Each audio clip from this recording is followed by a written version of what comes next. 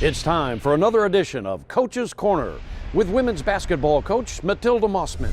Happy New Year, everybody, and welcome to Coach's Corner with head coach Matilda Mossman, University of Tulsa women's basketball. And you ring in the new year playing pretty well. 2-game winning streak, including opening up conference play with a win at Wichita State. Yeah, it was really nice to get that win against Arkansas State right before the break because, you have 4 days off and you don't want to spend 4 days commiserating that you just lost a game. So it was nice to get that win against Arkansas State and then come back after break and be able to go into our first conference game of the year, especially on the road, and play good enough to win at Wichita State. We had a 16-point lead in the third quarter, and the third quarter was really our best quarter. We shot about 72% in that quarter. We executed. We got ourselves to the free throw line. We got lots of inside-outside action. We had baseline attacks. We did so many things in that third quarter that we preach every day. And then all of a sudden the fourth quarter hits and they pressure us a little bit. We had just gone over their pressure in the walkthrough the day before. We had spent a lot of time against it. We knew exactly what it was going to look like. But, we kind of lost our swag a little bit, turned the ball over.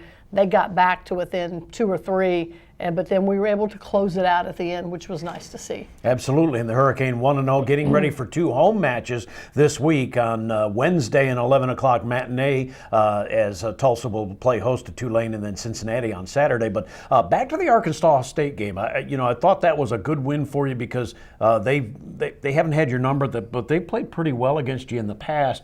And you finished the second quarter strong, finished the game strong, and I think that was important, wasn't it? For the game, we shot about 40%, so that was nice to see, and it was over several quarters. Jada Ford from Muskogee, Oklahoma, plays for Arkansas State, and when we went there last year, her freshman year, I think she had a career high against us, and sometimes that happens where kids go somewhere else and they come back to basically their hometown. And they want to shine, they want to do well in front of their hometown crowd, a la Shug Dixon going to St. Louis and, getting a career high there in front of her home crowd. So Jada got off to a good start in the first half, but then we shut her down in the second half. She had no field goals in the second half.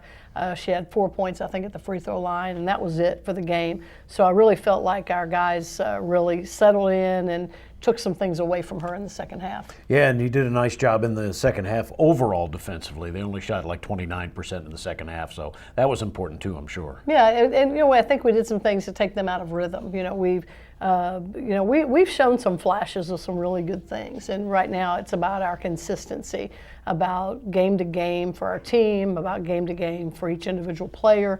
We're still not scoring a lot of points, but we're scoring enough to win games. And so if our defense can stay solid, if we can hold teams, right at 60, 61, I think our offense is starting to click, and, I think our guys are starting to get more comfortable. And, we talked earlier about, you had so many things happen early in the year with suspensions and injuries that we never got into a good rotation. We never got into a group of 5 or 8. And so now we've had a complete 12 players here for a while.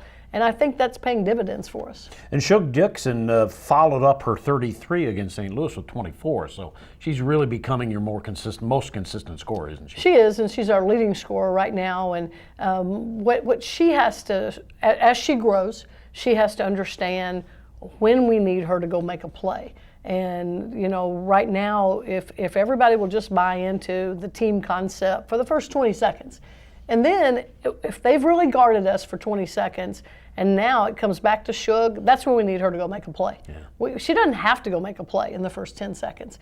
She's capable, but it takes everybody else out of rhythm. And so if we can grind it out for 20 seconds or whatever it takes, and then when the ball comes back to her, that's when we want her to go make a play, and she's certainly capable of making plays. Kendrian Elliott had 14 rebounds for you, so she kind of helped buoy that defense a little, huh? She did. She went through a couple of games there where she wasn't scoring as much, but in 2 out of 3 games, she had 13 rebounds. I think at South Dakota, she had 14 rebounds against Arkansas State. And then against Wichita State the other night, she gets in double figures in scoring. So, I think sometimes guys just go into a little bit of a slump. They get guarded differently, and sometimes it's just about matchups. And Wichita State certainly had dominant post players inside, and they were tough for us to match up against. All right, let's talk a little bit more about Wichita State. You've already mentioned it, of course, a great third quarter for you, which gave you the big enough lead to kind of hold on in the game. But overall, you had three players in double figures, obviously. A couple of players at 14. Pretty consistent then? Yeah, with, we had really good with our bench play. Kendrian had 14 as a starter, and then Lex Galden came in off the bench and had 14. Rebecca Lasky came in off the bench and had 12, which was a career high for her. Crystal Polk came off the bench and had 8 points and 7 rebounds, something like that. So we really got good play off of our bench. And we have 8 guys that are capable of being starters. And so sometimes it's about matchups, sometimes it's about who has played well in practice or who played well in the game before, maybe who finished the last game. So I feel comfortable with about 8 different guys in that starting lineup. And you shot decently, over 40% for the second straight game. So if you can get over 40 and get in the mid-40s, you feel pretty good? Yeah, I think it's still about us being comfortable within our offense and playing together and having the same people in the game that you're accustomed to playing with. So starting to see some good things from these guys. Rebounding wise, again, it's been always a challenge for your teams, especially with the lack of size or length or whatever, but you guys are battling and you win the rebounding battle against Wichita State. Yeah, and I think rebounding, it's about a mentality, and I don't think we necessarily have those kids that rebounding is that important to them. We're trying to get them to buy into the importance of it. And some of our kids are having to work really hard to be better rebounders. Some of it's about positioning, some of it's about knowing where the ball's coming off the glass. But we're certainly stressing it enough in practice. And the old adage is you're good at what you emphasize every day. Well, I'm not sure we're as good as what we're trying to emphasize, but we're getting there. Yeah, 2 straight out-rebounded games for your team where you out-rebounded the opponents, and a lot of that's want to also, just desire, right? It is. It's just a work ethic. And, I think our kids are working hard, but, sometimes there's a lapse when the ball gets shot about what to do next, but again, I think we're getting better at that. We're getting more aggressive at it. We're starting to understand better where the ball's coming off. And Coach, after the slow start at 7-7, do you feel like you've kind of climbed that mountain a little bit and gotten in? Now you're 1-0 in the league. Yeah, I feel good about where we are right now. It's just now things get a lot tougher. With our conference, I think it's our best record at Christmas in the 7 years I've been here. And so out of some of those years, we've gone on to postseason play. So we're fortunate in that our first road game was a 2.5-hour trip up the road. Our next 2 conference games are at home. So hopefully the schedule is built to help us get off to a good start in conference. And in a moment, we'll be back and we will talk about the week coming up as TU again has those 2 games at home at the Reynolds Center. Back with more on Coach's Corner after this timeout.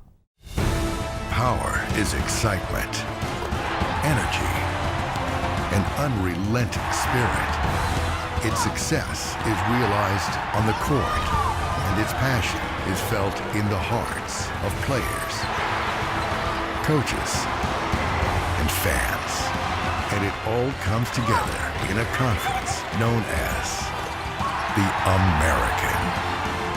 American Power for Life. As we welcome you back to Coach's Corner, Coach Mossman, you have an 11 o'clock matinee coming up on Wednesday, and that's your next league game. It's Tulane as the Green Wave come into town, and they historically have been a very good team. And historically, it's been a heck of a matchup between the 2 universities. It has been. We only played them once last year, and we got down 15, 16 points in the third quarter, came back to within 5, and it's one of those games where we just kind of ran out of time. But Tulane has always been very sound fundamentally. They're very structured. They stay within what they do well, and this year's no different. They're averaging 65 points a game. Colby Morgan is averaging 20 of those by herself. They run a lot of things for her. They're not as deep as they've been in the past, but they just run so many more things, and they make it hard to prepare for them because of all the different sets we're going to see. They come into the game 8-6, but 0-1 in the conference. They lost against South Florida. Of course, a lot of people lose to South Florida. They're pretty good. Yeah, South Florida's ranked in the top 25 right now, and got a veteran team returning, and those guys can really fill it up. And it's hard to stop a moving train, and that's kind of what South Florida is right now. They're just a moving train. They've got everybody on the same page. They're really, really good. And in that game, Colby didn't shoot the ball very well. I think she was like 3 for 19, and so that hurt Tulane, that she didn't score well, but a lot of that had to do with USF's defense. So 11 o'clock in the morning for Tulane and Tulsa on Wednesday at the Reynolds Center. Then Saturday at 2 at Cincinnati. And you can remember 3 or 4 years ago, Cincinnati was really struggling, but they have improved a lot. They're 9-5 coming into this week, and they certainly are a much better program than a few years ago, aren't they? Absolutely. They're averaging almost 70 points a game, and they've got at least 4 people averaging in double figures. The next guy is right below that, but they've got so many more weapons this year. In the last couple of years, you could, if you held a couple of people, you could stop them. But they've got lots of firepower right now, and they're really playing well. Well, of course, you have to hold serve at home. That's what you need to do in league play, certainly. So it's an important week for you because you've got some tough road tests coming up. It is a big week, especially since both games are at home. And, again, that schedule sets us up to be successful, not having to travel during this time. So, speaking of our 11 o'clock game Wednesday morning, it'll be our second 11 a.m. game of the year. The last time was at Little Rock when we played 11 a.m. in front of about 5,000 elementary school children, and we were fortunate to win that game. So we're hoping that 11 o'clock magic will remain. All right, folks, we'll see you at 11 o'clock at the Reynolds Center on Wednesday. Coach, good luck. Have a great week. Thanks. Head coach Matilda Mossman, and that is Coach's Corner.